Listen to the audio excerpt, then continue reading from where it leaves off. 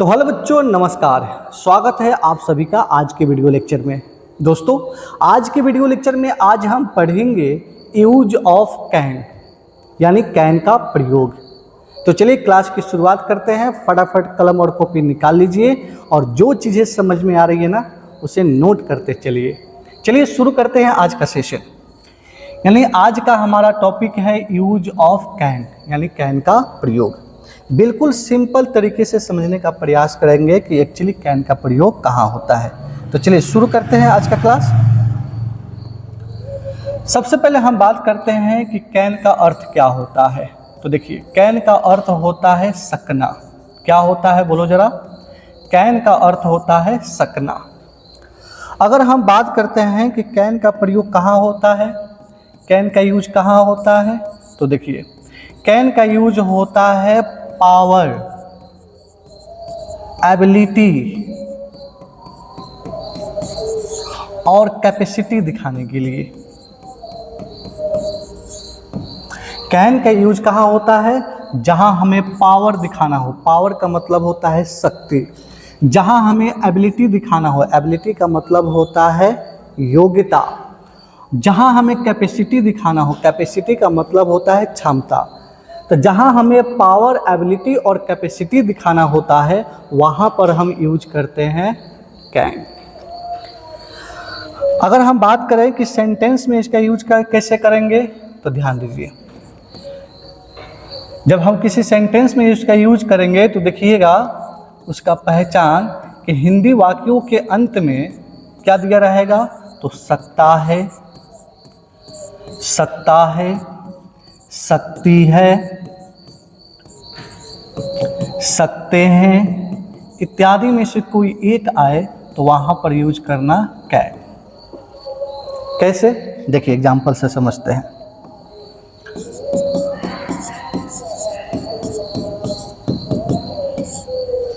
जैसे मैं एक सेंटेंस बोलता हूं यहां पर कि मैं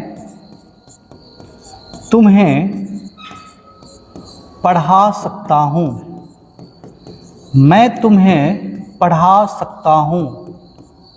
गौर से देखिए, अगर मैं ये बात बोलता हूं कि मैं तुम्हें पढ़ा सकता हूं तो मुझ में वो पावर है, मुझ में वो एबिलिटी है, मुझ में वो कैपेसिटी है, तभी मैं आपको पढ़ा सकता हूं। तो कहीं ना कहीं इस तरह के सेंटेंस से पावर, एबिलिटी और कैपेसिटी का बोध हो रहा है, तो जाहिर सी बात है ऐसे सेंटेंस में कैन का यूज करेंगे।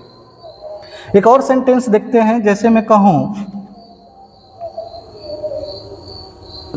कि वह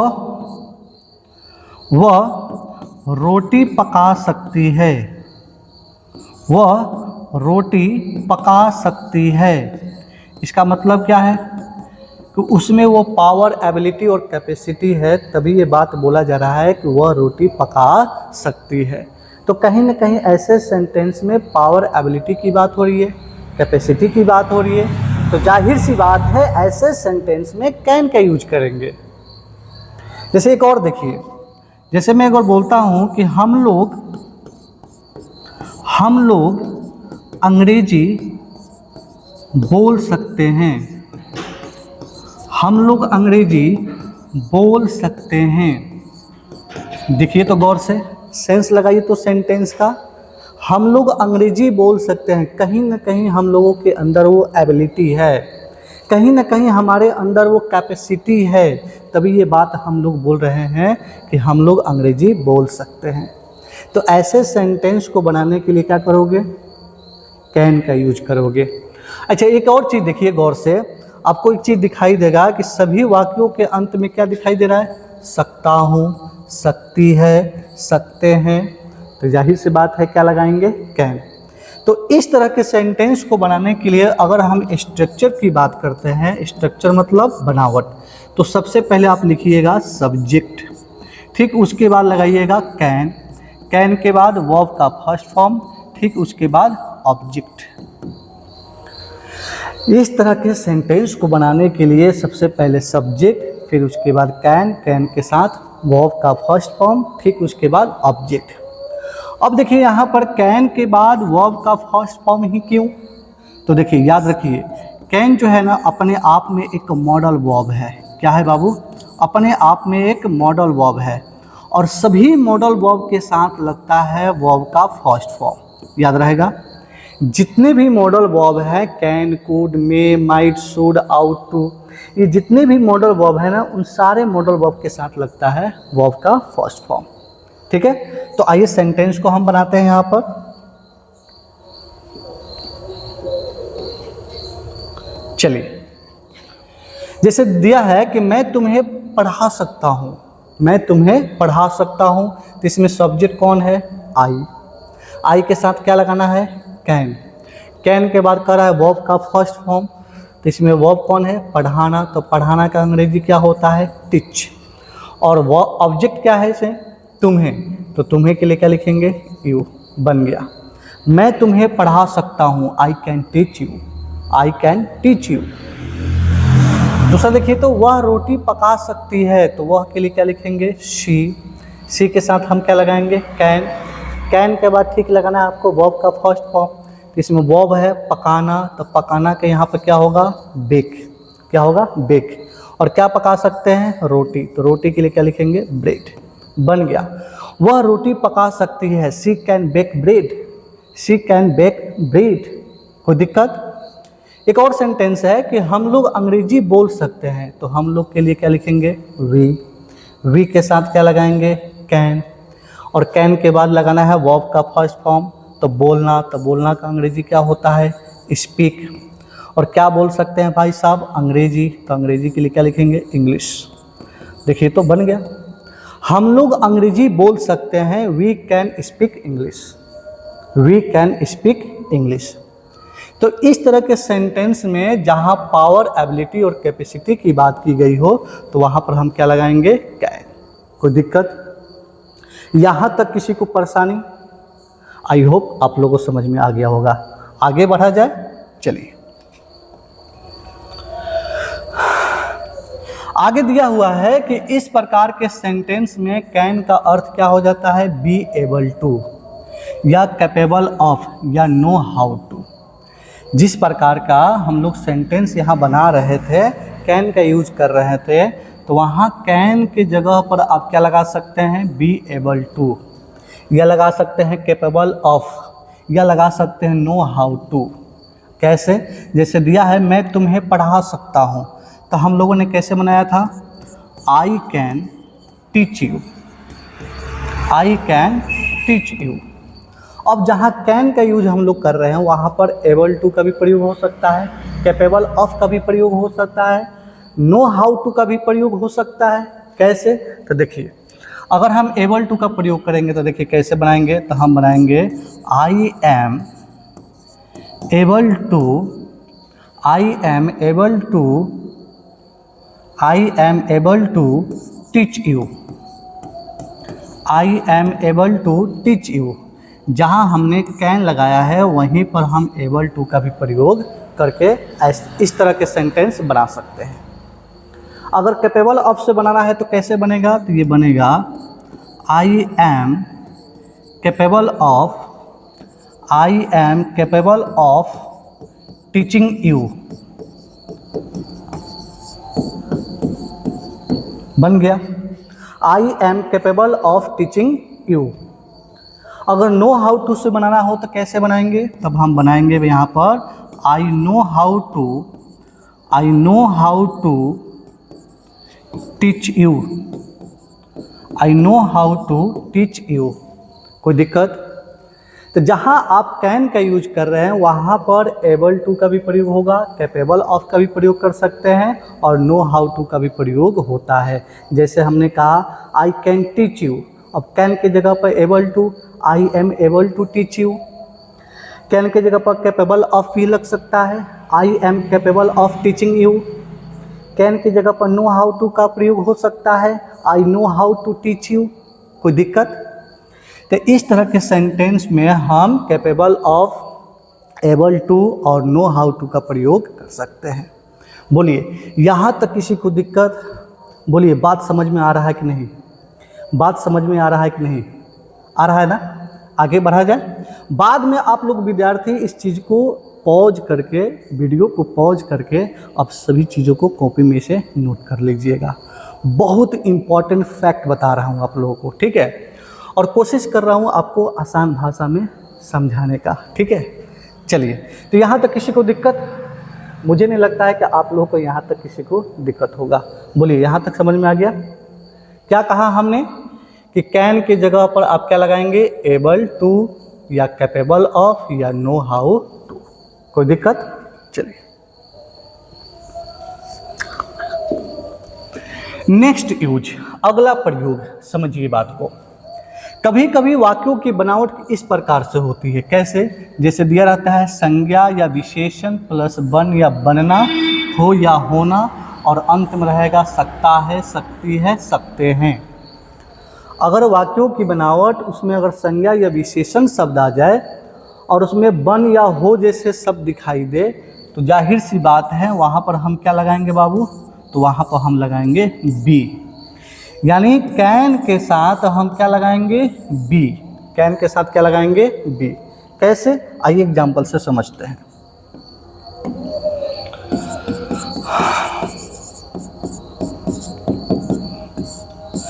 जैसे मैं कहूँ कि उसके पिताजी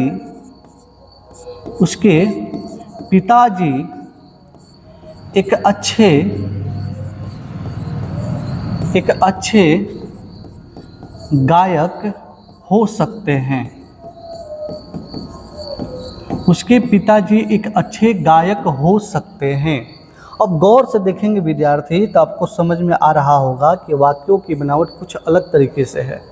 यानी इसमें दिया हुआ देखिए तो गायक संज्ञा शब्द दिया हुआ है और इसके साथ हो शब्द दिया हुआ है, तो होना या बनना आ गया तो कैन के साथ क्या लगाएंगे? बी। क्या लगाएंगे? बी। और बी तब लगता है जब किसी सेंटेंस में विद्यार्थी नाउन या एडजेक्टिव दिया रहता है, तब हम लगाते हैं बी। तो इस तरह के सेंटेंस को बनाएंगे कैसे? तो बनाएंगे हम हिज फादर कैन बी, एक अच्छे गायक, तो क्या लिखेंगे? A good singer. बन गया। उसके पिताजी एक अच्छे गायक हो सकते हैं। His father can be a good singer. His father can be a good singer. कोई दिक्कत? एक और देखिए, अगर मैं बोलता हूँ कि सीता एक नर्स बन सकती है।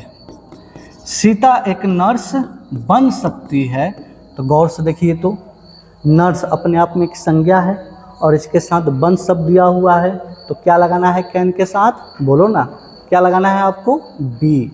तो कैसे बनाएंगे बताइए तो इस तरह के सेंटेंस को हम बनाएंगे कैसे? तो लिखेंगे कि सीता कैन बी। क्या लिखेंगे? सीता कैन बी क्या बन सकती है? तो एक नर्स, तो लिखेंगे अ नर्स। बन गया। सीता एक नर्स बन सकती है। Sita can be a nurse. बोलिए, बात समझ में आया कि नहीं? यहाँ तक किसी विद्यार्थी को दिक्कत? बोलिए, बात समझ में आ रहा है कि नहीं? हमने क्या कहा विद्यार्थी? हमने कहा कि कभी कभी कैन के साथ क्या लगाते हैं? बी। और बी कब लगता है? जब सेंटेंस में नाउन या एडजेक्टिव दिया रहता है तब। अब गौर से देखेंगे तो गायक अपने आप में एक नाउन है, नर्स भी अपने आप में क्या है? एक नाउन है। तो हमने कैन के साथ क्या लगा दिया? बी। कैन के साथ क्या लगाया? बी। बोलिए, कोई दिक्कत? आगे बढ़ा जाए, यस या नो? अगर आपको समझ में नहीं आ रहा है ना, तो कमेंट बॉक्स में ये बात जरूर बताइए, कहाँ पर दिक्कत हो रहा है, कहाँ पर दिक्कत नहीं हो रहा है।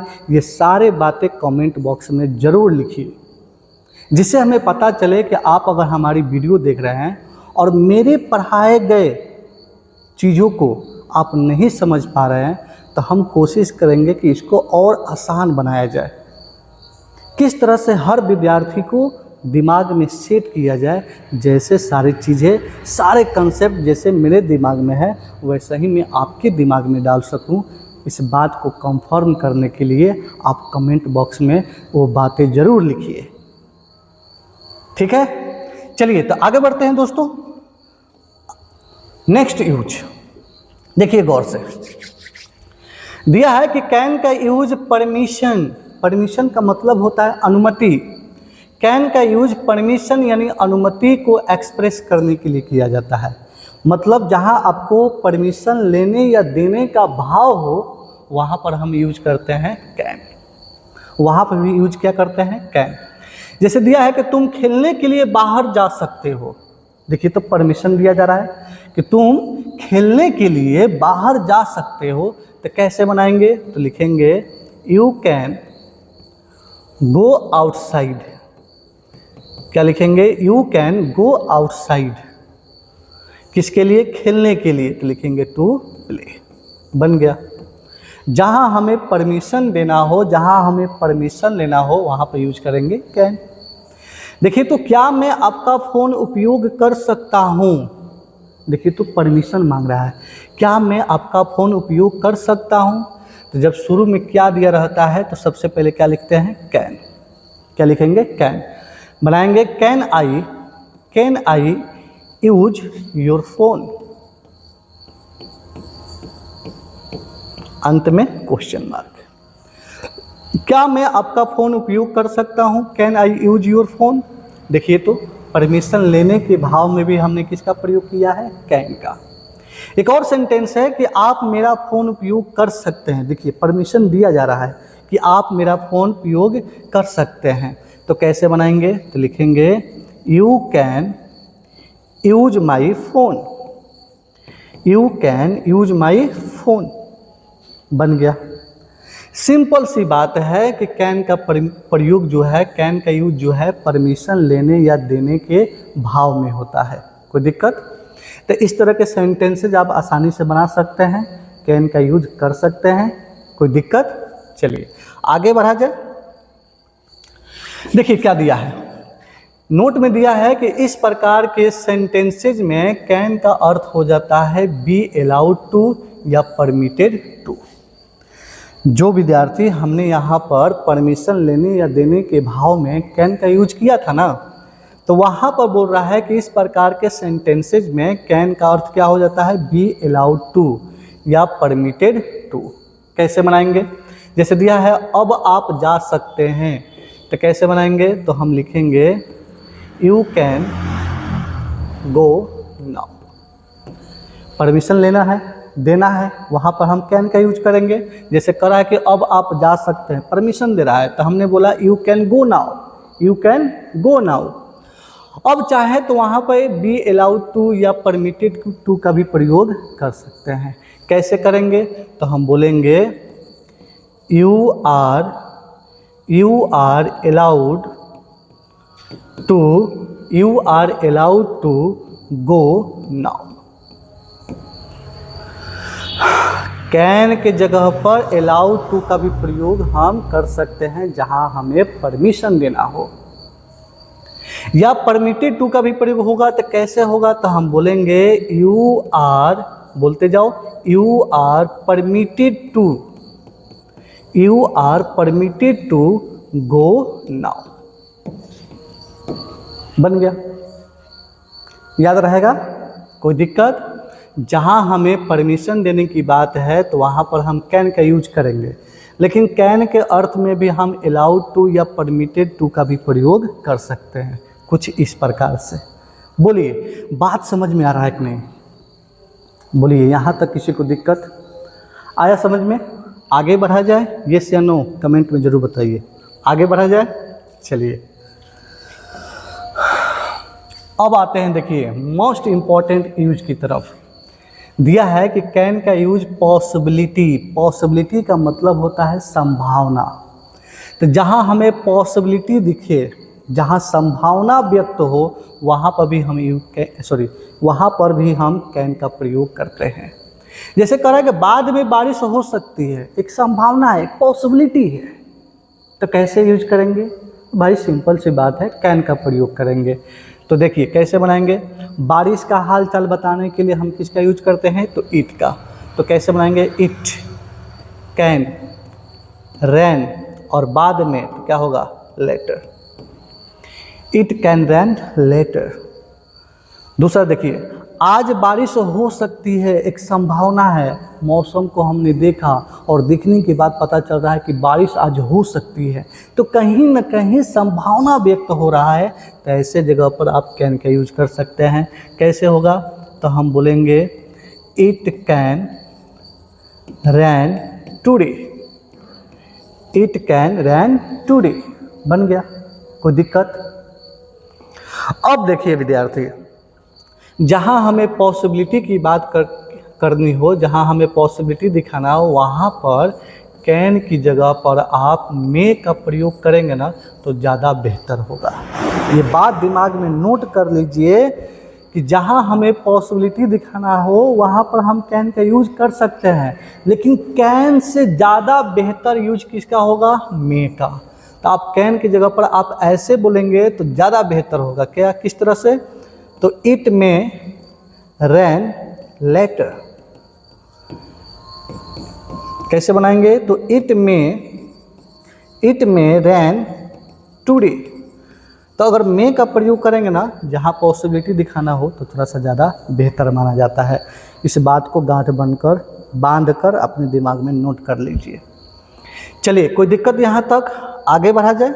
चलिए बाबू, देखिए नेक्स्ट यूज कह रहा है कि कैन का यूज जो है कंडीशनल सेंटेंसेज में होता है। कंडीशनल सेंटेंसेज क्या होते हैं? शर्त सूचक वाक्य, जिसमें आपको एक शर्त देगा और दूसरा जो है उसका रिजल्ट देगा, यानी परिणाम देगा। कंडीशनल सेंटेंसेज में भी कैन का यूज कर सकते हैं। कैसे? कह रहा है अगर आप हिले तो सांप काट सकता है, अगर आप हिले तो सांप काट सकता है। तो कैसे बनाएंगे इसको? लिखेंगे if you move the snake can bite, if you move the snake can bite. तो देखिए कंडीशनल सेंटेंस में भी आप किसका प्रयोग कर सकते हैं? कैन का। दूसरा दिया है कड़ी मेहनत के साथ आप अपना लक्ष्य पा सकते हैं। कड़ी मेहनत के साथ, तो क्या लिखेंगे? With hard work, with hard work आप अपना लक्ष्य पा सकते हैं। तो कैसे बनाएंगे? You can achieve your goals, बन गया। कड़ी मेहनत के साथ आप अपना लक्ष्य पा सकते हैं। With hard work you can achieve your goals. बोलिए, कोई दिक्कत? यहाँ तक किसी को परेशानी समझ में आ रहा है ना? Use of can.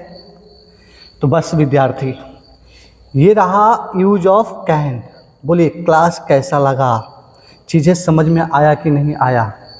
इतने सारे यूज जो हमने कैन के ऊपर चर्चा की, ये चीज़ें समझ में आया कि नहीं? आ गया ना?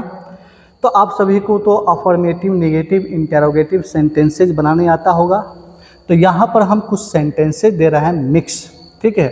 और सारे सेंटेंसेज को अपने अपने कॉपी में ज़रूर बनाइएगा, ठीक है? चलिए, ये सारे सेंटेंस को नोट कर लीजिए। चलिए, हो गया? तो बस आज के लिए इतना ही। फिर मिलेंगे नेक्स्ट वीडियो में नेक्स्ट टॉपिक के साथ। तब तक के लिए जय हिंद।